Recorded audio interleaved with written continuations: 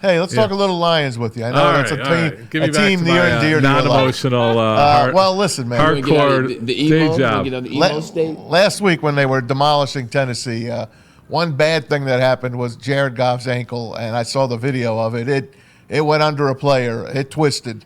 And he finished the game, but he was taped up, finished the game, went 3 quarters at least. Hendon Hooker came in relief. They expect him to play this week. He's had a day off from practice. An ankle on Jared Goff. You know he's not a very mobile quarterback to begin with. What happens with him going forward? Kind of like what you said. I mean, he doesn't depend on all that mobility. They can tape that up to where it's almost feeling like a cast. I did see where he did get rolled up and he kind of limped off. At this point, he even says, I'm fine. That secret sauce is going to be important. Wrapping it, probably re-wrapping it at halftime is going to be key. The key point you said is he's not that mobile. He's not that dependent on his mobility. So he should be just fine. It's the planting and releasing. He may not be doing all the way, beyond.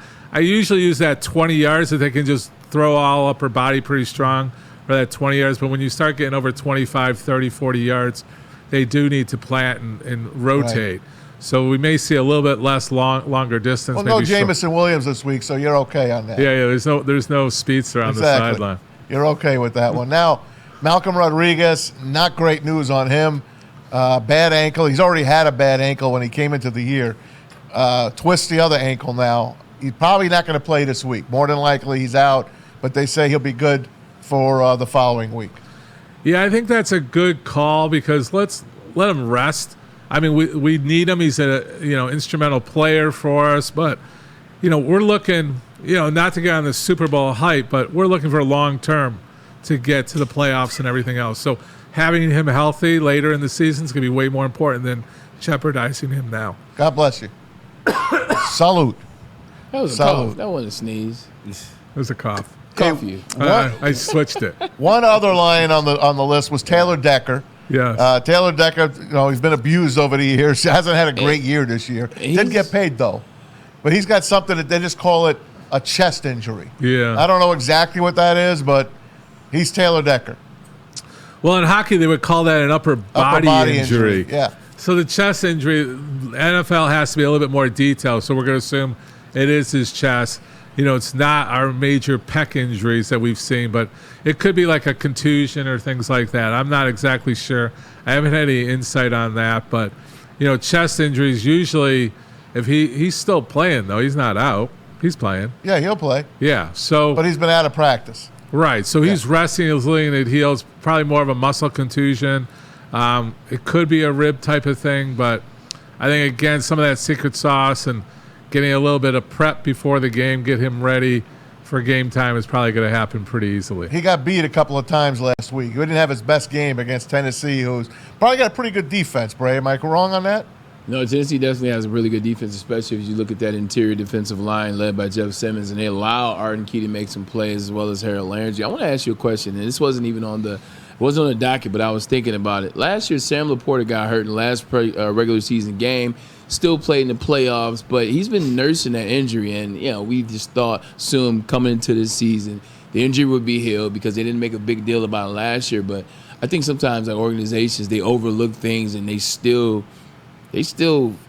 find their way into a season no matter how many months it's been. Sam Laporta doesn't look like he's completely healthy, even with the touchdown run that he had 2 weeks ago on a 49-yarder. Like, what do you make of that in terms of we thought it was one thing, maybe we didn't pay much as attention to it that we should have for the Detroit Lions and their training staff? Because he does not look like the same individual health-wise, if that makes sense. Yeah. I've been looking at that because Laporta had the ankle injury now. He just seems to step off. It just seems like last year he had like a lot of pop to him. I agree. And this year, he was so excited. Is he hyped up?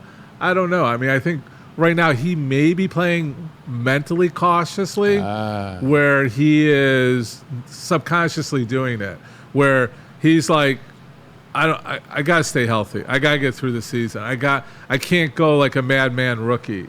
Is it a sign of maturity? I don't know, because it could be a few different things.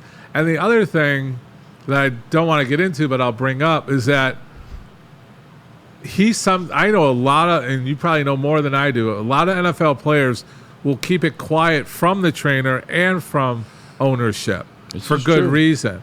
And it's subconsciously doing it like, I'll be fine. But it's almost like my young athletes on ice, they don't realize they're hurt, and he watches his own film, so he sees the difference. I'm sure it's being brought out. But sometimes it's not on purpose, it's subconscious that either I'm injured and I haven't fully rehabbed it because I didn't really explain it to anyone. Yeah. Or he's just playing more cautiously for, like, he's running gear 7, 8, like we talked about. Once you have an injury, I'm going to make an adjustment so I can get through the game. I know I don't have all 10 gears, but I'm fine in 6 and 7. If I get, that's almost like the way he's playing, the way I see it. Okay. It doesn't feel like he's using all 10 gears. For what reason? I mean, the ankle injury, do they get hesitant? Do they get cautious? Yeah, I think they do. And I don't know if it's purposeful, subconscious, but there's a mental component to it. Attention sports fans, don't miss out on Expert Sports Injury Insight with Dr. Jeff Pierce of Michigan Sports and Spine. Join Dr. Pierce every Tuesday during Big D Energy and Thursdays during Ermanni and Edwards, where he offers top-notch injury advice. Trust the guy that I trust. Dr. Jeff Pierce is here to keep you in the game and performing at your best. For more information, visit MichiganSportsandSpine.com or call 248-426-9944.